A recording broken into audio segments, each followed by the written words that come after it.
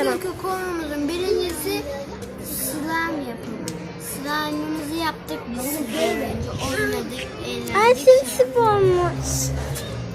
Telefon. Arkadaşlar bakın içi bembeyaz. Bakın. Görünmüyor. Görebildiniz mi? Ne konuşuyorlar? Görüyor musunuz?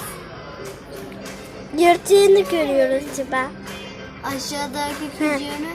Görüyoruz ama. Bembeyaz. İşte ben bunu beyaz şeyden yaptık.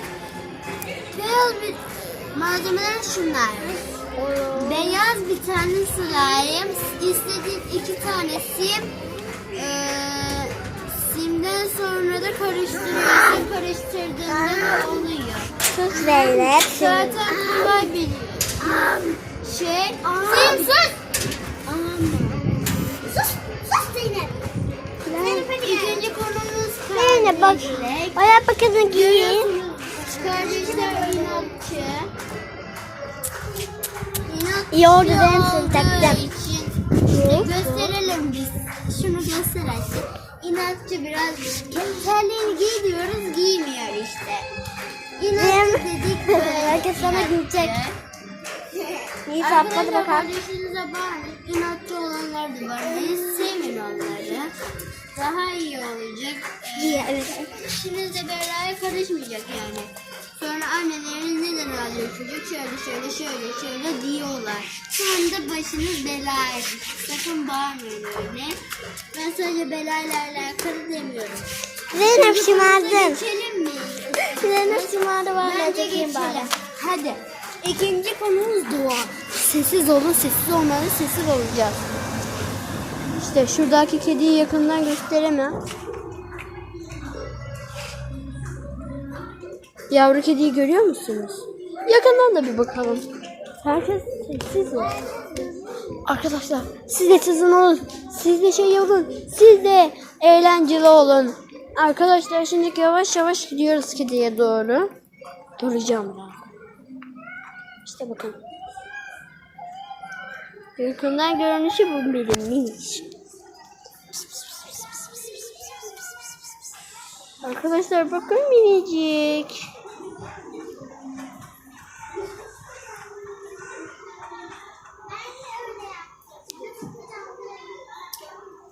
O bunların kedisi.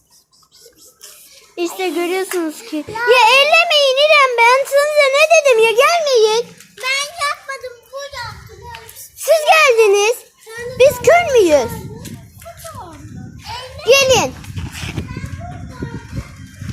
Başka kedilere bakın şimdi. Sen yaptın ya pisi pisi diye.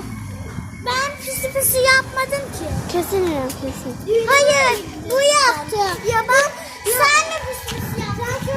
Sonra Arkadaşlar kedi etrafta yok. İşte doğa konumuza geçelim. Hayal konumuza bitirelim. Arkadaşlar sokakların haline bakın. Hep yağ dökümü. Yoğurt kabı dökümü. Yere kağıt falan dökülüyor. İşte bu da doğaya zarar veriyor. Bunlar da ne. Ne?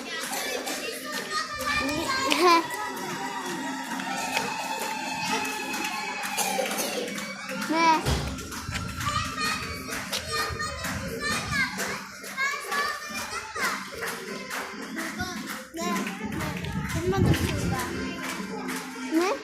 Tamam, geleceğim. İşte bakın arkadaşlar, bu pisliklerden bıktık. Cumhurbaşkanları ve başbakanları yüzünden. Bu binleri yerdir ama pisliği. Hep yere atıyor. Bu sütlaçın pisliği. Bu çocukların pisliği. Başka pislik göremiyorum arkadaşlar. Tamam.